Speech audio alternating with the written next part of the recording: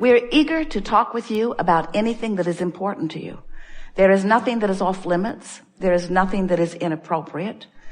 Everything will be offered by you at the perfect unfolding in this co-creating at its best.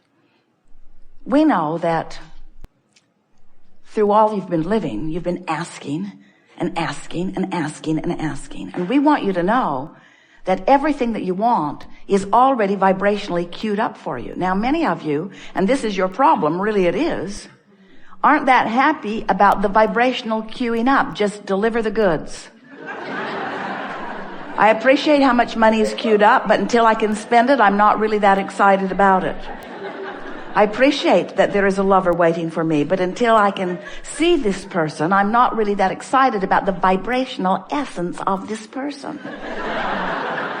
We know what you mean, but we want you to understand, if you can accept the vibrational cueing, if you can accept that vibrationally speaking, that the larger part of you has already become and is already experiencing these things that you desire, and you will get yourself more often into a mode of appreciation, what you will begin to discover is you will have more and more rendezvous with more and more physical things that will give you the evidence of that which you are reaching for. It's so nice when you start recognizing consciously the vibrational formation even before it is a manifestation. So now we want to talk about what is a manifestation. Is a manifestation a materialization? In other words, does the money have to show up? Does the person have to show up? Does the condition have to change? Does the work have to show up? What is the manifestation? And we want to get you to stretch just a little bit with us into the vibrational understanding, because everything that you want, no matter what it is, whether it's a material object or a relationship or a bodily condition, a circumstance, an event, everything that you want without exception is because you want the feeling that you believe you will have, the good feeling that you believe that you will have in the having of that materialization. And we are not for a moment trying to talk you out of or guide you around or slow you down from your manifestations. This is a physical world you've come forth to manifest. This leading edge time-space reality where all of us are focused right here out on the leading edge with you is for manifestation. And we want you to know that because we can see the materialization of that which you are reaching for, when you tune to that which is us, you will be able to see it too. It's a fine line for so many of you because you say, I don't just want the essence of it. I want it. I just don't want the feeling of it. I want to have it so that I can have a feeling response to it. And we say, there's the rub for you right there. You want the manifestation or the materialization so that you can have a response to it. And we want you to figure out how to have the response to what we are already knowing, a response to what we are already seeing, a response to the reality that you've already created. And once you are having the feeling response to the vibrational version of it, the manifested, actualized version of it must appear to you. Because in this leading edge environment, that's the only difference, friends, between the leading edge and the not the leading edge. The leading edge is where stuff manifests. Do you get it? The leading edge is where stuff manifests. But you want the good stuff to manifest, which means you got to focus on the good stuff. And we want you to understand that the source within you and all who love you, and there are more than you can count and more than we can name, are focused with you out here in this leading edge moment, rooting for your modification of your vibration just enough that you will begin to feel, you will begin to feel the manifestation forming, and you will take satisfaction from it even before you're able to see it, hear it, smell it, taste it, touch it. That's really the key. Your emotions are all about feeling, aren't they? When you talk about emotions, aren't you talking about feelings? We are. When we talk about your emotions, we're talking about your feelings, you see. So, we're eager to talk to you. What do you want to talk about? We're going to have some fun today. Begin right here. What are the things you like to do? Do you like to go to concerts where music moves you? Do you like to put your headphones on and just walk and listen? Do you like to go to comedy clubs, or do you like to walk through gardens? Do you like to be with children? What are the things that ring your bells the most? Because when you think of the things, those instances in life, those high points, you were standing at the top of a mountain, maybe you climbed up it for a little while, maybe it took you an hour, maybe it took you 2 hours, maybe it took you a few days, but when you climbed up there and looked over that edge and saw what you saw and felt that exhilaration, have you ever done that, or have you just seen the movie? Well, in either case, when you feel that exhilaration, when you feel those high peak moments, we want you to understand that that is the way you intended to live, moment by moment, hour by hour, day by day, in this physical life experience. You didn't plan on coming and just sort of grinding it out and occasionally carving out a day off where you could go do something fun. That was not your plan. It was your plan to be so presently focused in the variety that surrounds you, that the variety would inspire you to clarity of desire. And it was your intention to guide your attention appreciatively upon the new ideas that were born within you continually, in order to allow the full point of view from the full source within you to be present in your moment with you. Not just an occasional peak moment, but a constant peak moment of blending and alignment. You use words like clarity. Do you know what clarity is? Clarity is source thinking with you and you knowing the thought of source. That's clarity. Do you know what humor is? It's you enjoying the spontaneousness of the moment and source enjoying it with you, and you being so on the wavelength of it that the depth and breadth of this insight is so significant that the wholeness of who you are is having the moment in time. You know how when you feel rhythm to music, it's not just you in your rhythmic dance. It's you allowing that broader perspective to dance and revel in the deliciousness of this moment in time. You are source energy in physical bodies. And it was your intention when you came forth to allow a fullness of that source energy to be peaked and focused in most of your moments, not just occasionally when you were so tired that you had to sleep, or when you had managed to accomplish something that made you finally focus with some sort of appreciation upon yourself. Life is supposed to be really fun for you. Fun and clear and expansive and exciting and interesting. That's what your plan was when you came. And that's what many of you are discovering as you are moving through your day-to-day experiences.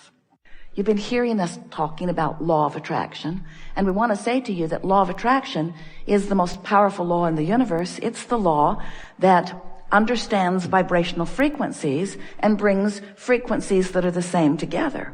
So what you're thinking is causing you to offer a vibration, and that vibration is an emanation of vibration, and law of attraction is finding things that match it and showing them to you. And at first, they're small. The longer you think about them, the bigger they get. But the more you give your attention to anything, the stronger your point of attraction becomes about it. So if there are things or people or experiences that you would really like to experience, think about them more. And often you say, well, I don't know how I could think more about this obsession I have. I just don't know how I could think any more about it. And we say, but we want you, and by the end of this day, we want you to really feel it clearly.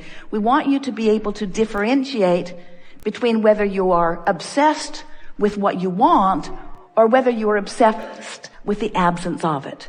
Because it's a rather fine line. You think you're thinking about what you want because you're thinking about what you want, and you're using the word about what you want. Lover, money, lover, money, lover, money, lover, money. Is all we're getting from this crowd.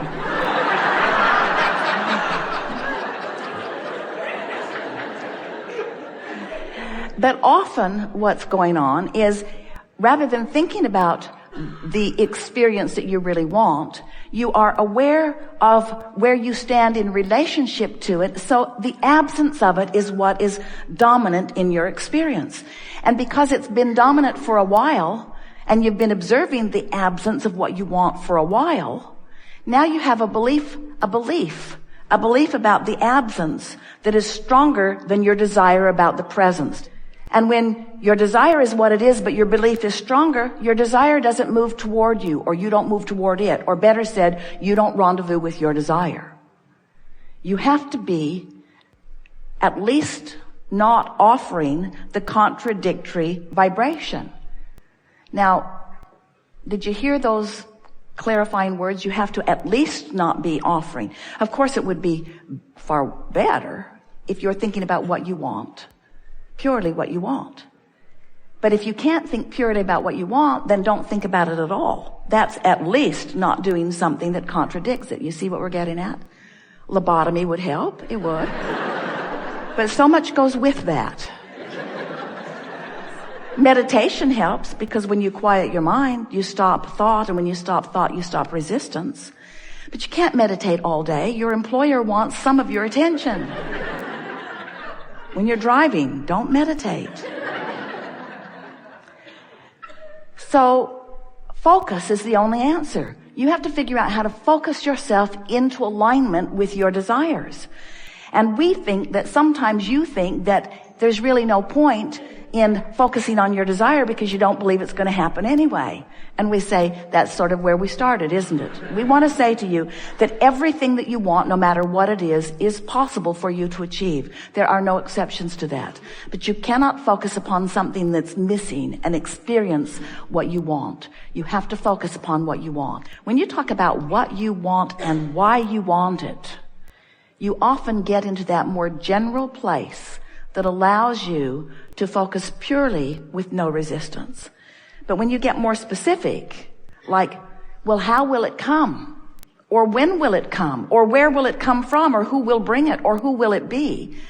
When you ask those more specific questions to which you don't have answers, then you introduce, through the specifics, contradiction to your vibration, and it slows everything down. When you talk about what you want and why you want it, you often can stay in a more general place. And so that's really the key to getting more of what you want. We know that you come because you are wanting to be part of this leading edge discussion.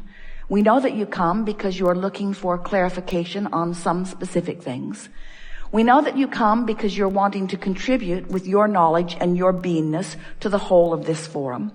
We know that you come for the vibrational vitality that often comes by focusing from the core of that which you are. You just can't focus here very long without coming into vibrational alignment with who you really are. And so your feelings of well-being and your feelings of worthiness and your feelings of elation and passion begin to return to you as you focus here with us just for a little while on the well-being of your life experience.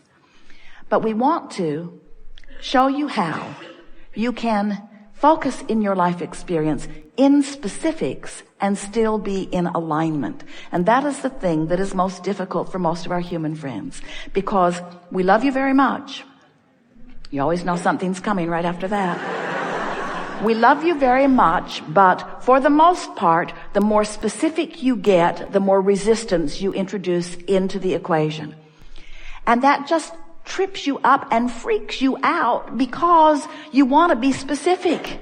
You do. You are genius creators. You are elaborate creators. You are leading edge creators. You did not come forth into this time-space reality to hide your head in the sand or to meditate all day in order to stop resistance.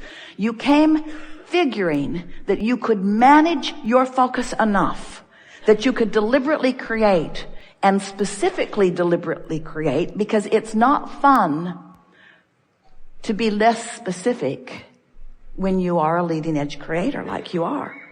In other words, when we say to you, if you'll get real general, you'll feel a lot better, and you practice it and you feel better, you say, yeah, I feel better, but I'm really bored.